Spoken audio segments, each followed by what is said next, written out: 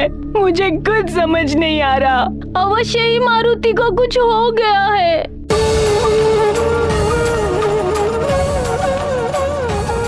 मारुति, मारुति, तुम कहाँ जाओगी? वहाँ दुर्गम घाटियां और पर्वत है। वहाँ कितनी भी दुर्गम घाटियां पर्वत क्यों ना हो, मैं अपने पुत्र के पास अवश्य जाऊंगी।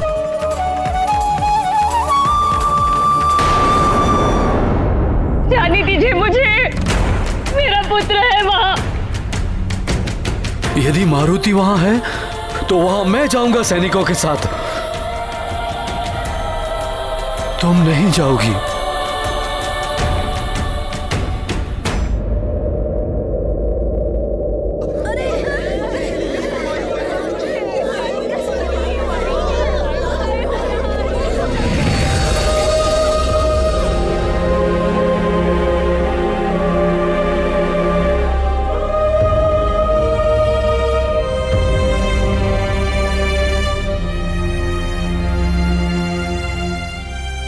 आप उस ओर मत जाइए देवी अंजना। वायुदेव, आप भी मुझे वहां जाने से रोक रहे हैं। क्या हुआ है मेरे पुत्र मारुति को? आपने तो उसकी कुशलता का उत्तरदायित्व लिया था, फिर वो वहां क्यों है? मैंने उसे उड़ते हुए नहीं, गिरते हुए देखा है।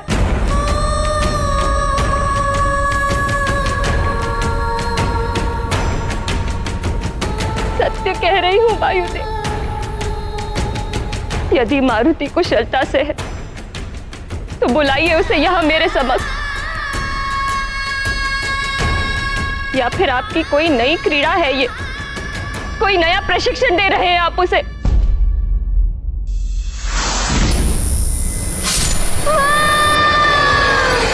कैसे बताऊं मैं? क्या बताऊं कि मारुति नहीं।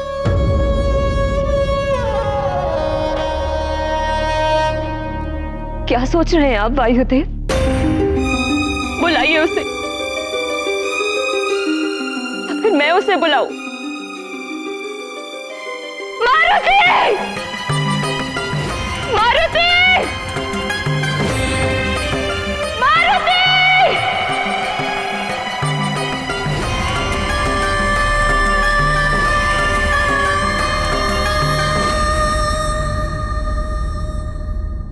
उत्तर क्यों नहीं दे रहा मेरा पुत्र?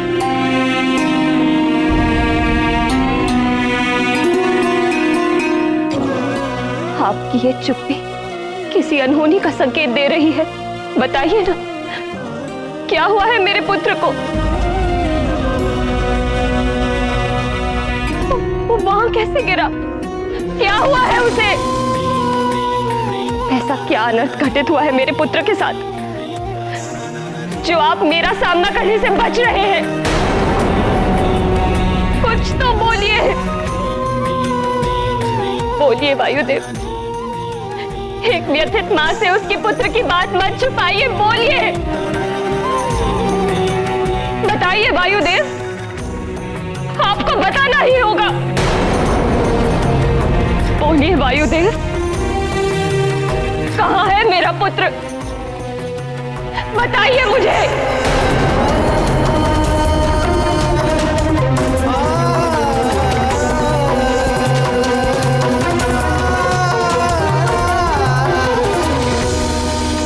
चिंता मत कीजिए देवी अंजना, आपका पुत्र आएगा। मैं उसे सकुशल आपके समक्ष लेकर आऊंगा। धैर्य रखिए। धैर्य? धैर्य कैसे रखूं मैं? कब तक रखूं मैं? मैंने अपनी आंखों से अपने पुत्र को आकाश से गिरते हुए देखा है। आप मेरे पुत्र को यहां लेकर आइए। मेरी आंखें उसे देखने के लिए तरस रही है। मैं और प्रतीक्षा नहीं कर सकती। ले आइए मेरे मारुति।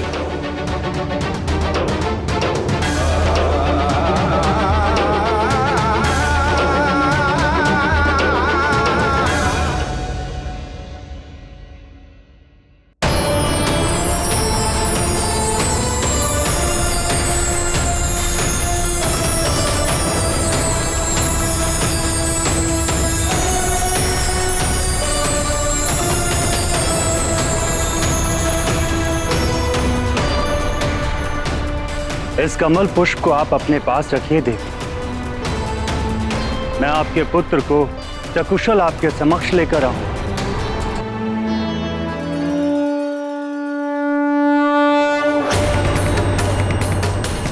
मैं आपको वचन देता हूं देवी कि मैं वायुदेव इस पुष्प के मुरझाने से पूर्व आपके पुत्र मारुति को सकुशल आपके समक्ष लेकर आऊंगा। ये मेरा प्रण, ये मेरा प्रण, ये मेरा प्रण।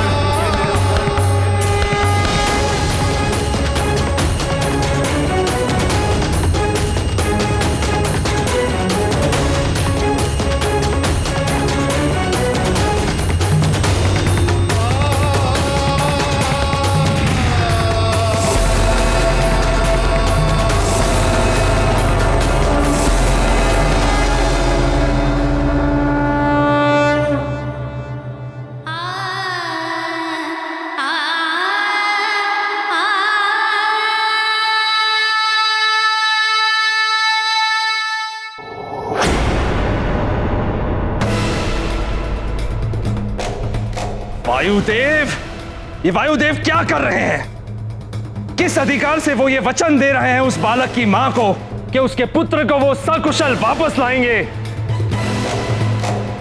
वो मेरे कार्यों में हस्तक्षेप कर रहे हैं। ये अनुचित है। अनुचित कार्य तो आपने किया है देवराज इंद्र। प्रणाम देवगुरु बृहस्पति। कबोध बालक पर वज्र जैसे प्राण घातक अस्त्र से प्रहार किया आपने। आपके हाथ थरथराए नहीं ऐसा करते हुए? अबोध मत कहिए उसे देवगुरु बृहस्पति। यदि वो मुझसे क्षमा मांगता तो मैं ऐसा कभी नहीं करता, किंतु वो एक उद्दंडी बालक था। मैंने जो भी किया वो उचित था। सृष्टि के विधान और नियमों के अनुसार ही मैंने न्याय किया है। न्याय? यदि आप इसे न्याय की संज्ञा दे रहे हैं तो आपके न्याय की परिभाषा में सुधार की आवश्यकता है। न्याय अन्याय का ज्ञान है मुझे देवगुरु बृहस्पति। मैं देवों का राजा देवराज इंद्र हूं। समस्त सृष्टि और प्रकृति को विधान और नियमों के अनुसार संचालित करने का उत्तरदायित्व मेरा ही है। उस बालक ने घोर अपराध किया था। इंद्रदेव,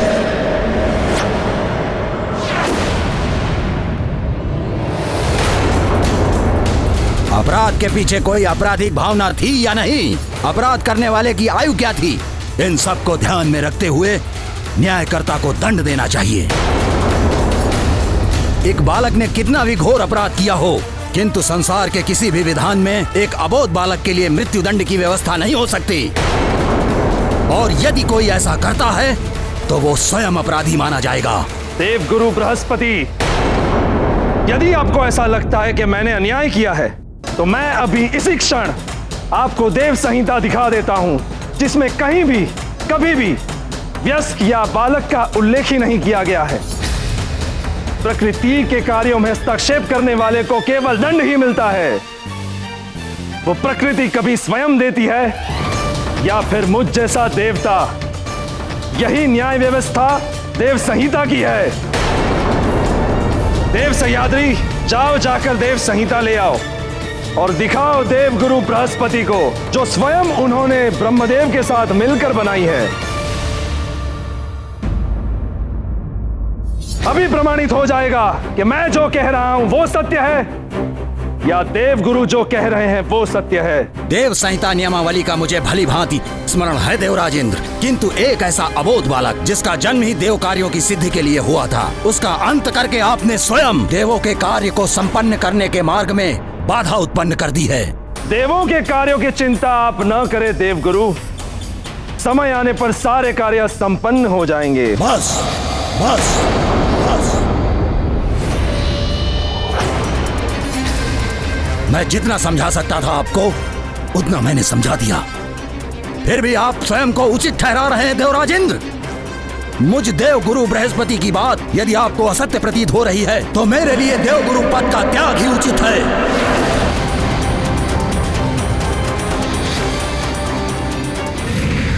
हाँ? देवगुरु तो रुष्ट होके चले गए। देवगुरु ने अपने पद का त्याग कर दिया। ये सब क्या हो रहा है स्वामी? देवों के राजा होकर भी इंद्र ने ऐसा कृत्य किया और उसे उचित भी ठहराया। ये देवों के राजा होने का ही अभिमान था प्रिय, जिसने देवराज इंद्र को दृष्टिहीन बना दिया, जिसके कारण उन्हें ना तो मारुति का अबोध बालपन दिखाई दिया और ना ही एक मां की अपने पुत्र के लिए पीड़ा। इंद्रदेव के मद की पराकाष्ठा है ये, किंतु देवी अंजना की ममता की पराकाष्ठा भी इस घटना में निहित थी। वो किसी भी परिस्थिति में अपने पुत्र तक पहुंचना चाहती थी। उनकी ममता ने वायुदेव को भी विवश कर दिया कि वो उनका पुत्र उन्हें सकुशल वापस ला कर दे। उधर वायुदेव के वचन की भी पराकाष्ठा है कि यदि वो मारुति को सकुशल वापस ना ला पाए तो अपनी देह त्याग देंगे। ये तीनों पराकाष्ठाएं मारुति के जीवन को एक नया आयाम देने वाली थी।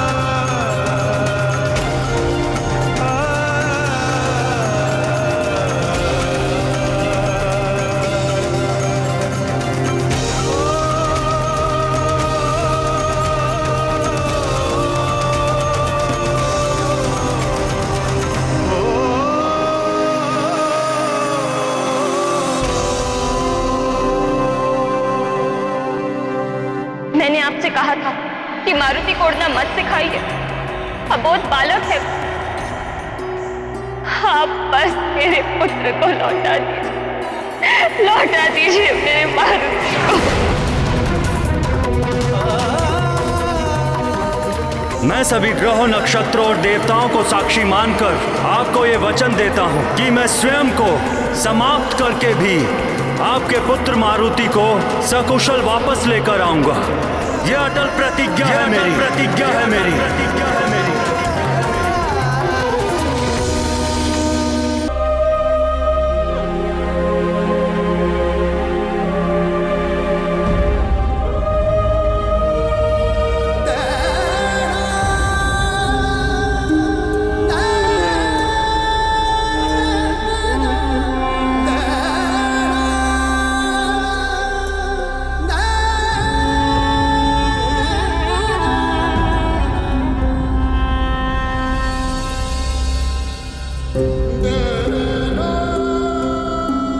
मारुति पुत्र, इस अनहोनी की मुझे कोई आशंका नहीं थी। मैं जो कुछ भी कर सकता हूं अवश्य करूंगा तुम्हारे लिए।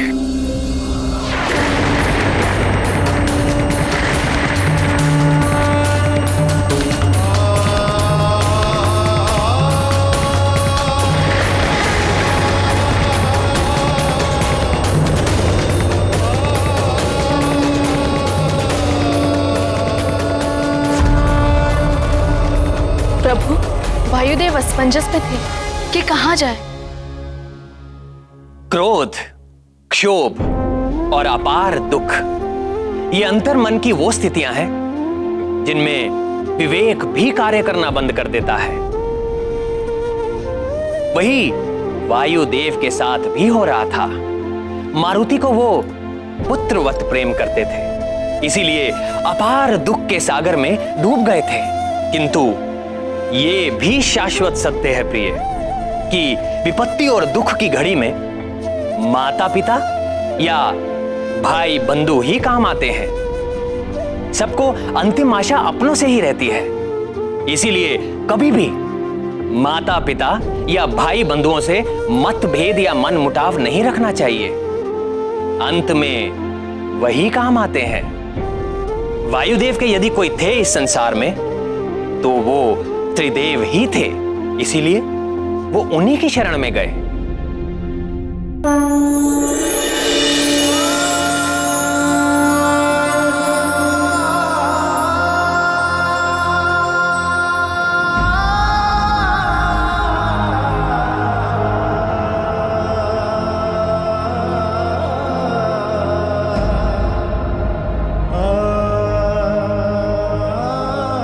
हे जगत पालक श्री हरि विष्णु देव, हे जगत कर्ता ब्रह्मा जी, हे देवों के देव महादेव,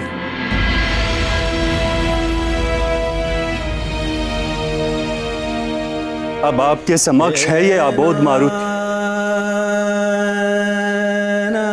आप त्रिदेवों से तो संसार में कुछ भी नहीं छिपा।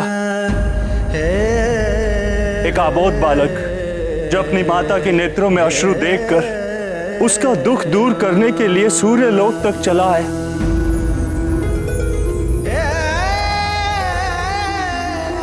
मारुति ने तो बालपन में सूर्य को अपना ग्रास बनाया,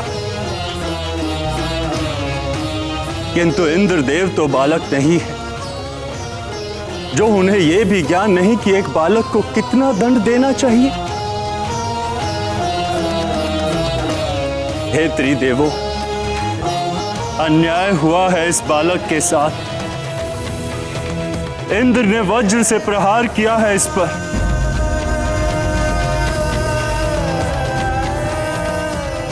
प्रश्न उस वचन का नहीं है जो मैंने देवी अंजना को दिया है, ना ही प्रश्न एक माता के विलाप का है। प्रश्न है देवराज इंद्र द्वारा किए गए इस अन्यायपूर्ण कार्य का। प्रश्न है इस अबोध बालक के जीवन का, जिसका जन्म एक महान उद्देश्य के लिए हुआ था। प्रश्न ये है कि जगत के समक्ष देवताओं के कौन से न्याय का रूप प्रस्तुत करेंगे हम। महादेव, आपका न्याय तो सर्वविदित। आपने मार्कंडे को यमराज के मृत्यु पाश से मुक्त करा के उसके जीवन की रक्षा की थी। आपने जगत के कल्याण के लिए काल को पुनः जीवन दान दिया था। जब कार्तिकेय के हाथों उसकी मृत्यु हुई थी, आप मारुति को भी जीवन दान दे दीजिए प्रभु।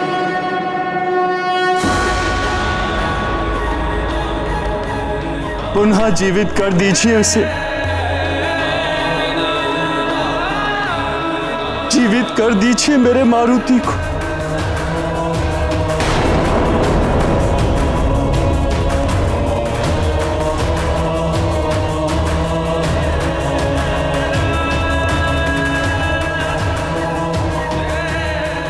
इसे पुनः जीवित कर दीजिए महादेव।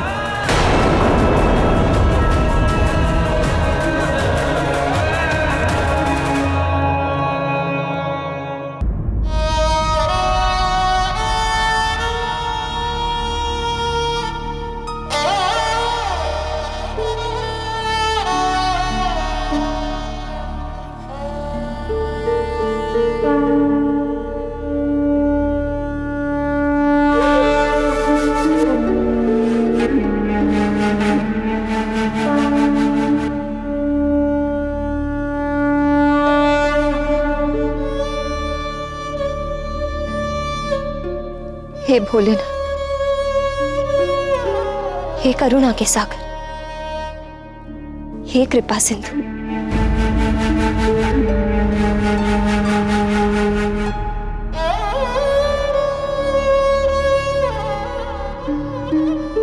एक समय आपके कृपा प्रसाद के रूप में मारुति मेरे आंचल में आया था। आज पुनः मेरा आंचल सूना हो गया है। इसे फिर से भर दीजिए भोलेनाथ।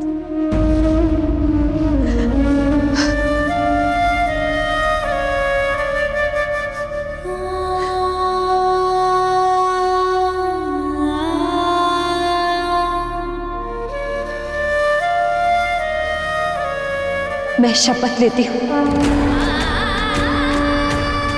कि यदि इस कमल पुष्प के मुरझाने के पूर्व मेरा मारुति सकुशल लौट कर नहीं आया, तो मैं आपकी पुजारिन अंजना यहीं आपके चौखट पर अपने प्राण त्याग दे, प्राण त्याग दे, प्राण त्याग दे, प्राण।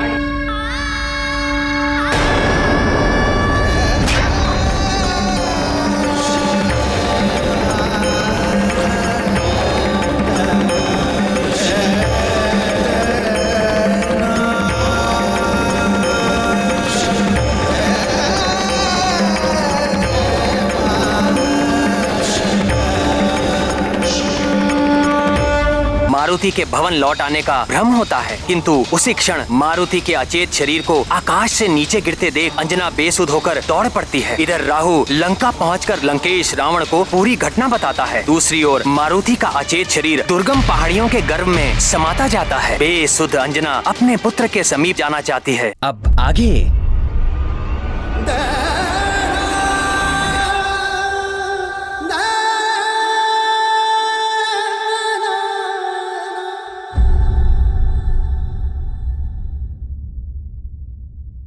मुझसे रुष्ट हो गया पुत्र, मेरे पास क्यों नहीं आ रहे?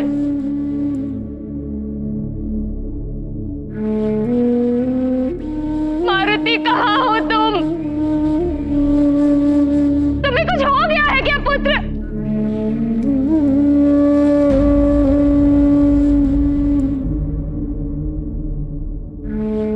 तुम्हारी माँ तुम्हारे पास आ रही है।